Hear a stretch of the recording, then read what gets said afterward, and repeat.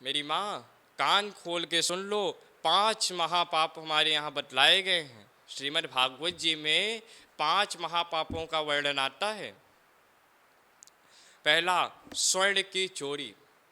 स्वर्ण की चोरी पहला महापाप कहलाता है। दूसरा, गौ हत्या। गौ हत्या दूसरा महापाप कहलाता है। और तीसरा शराब पीना।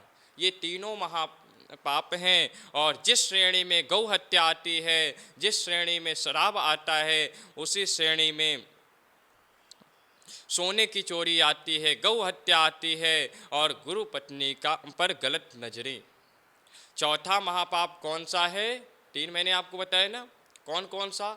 स्वर्ण की चोरी, दूसरा गौ हत्या, तीसरा शराब पीना और चौथा गुरु पत्नी पर कुदृष्टि रखना, गुरु पत्नी पर गलत नजरें रखना। ये चौथा महापाप है।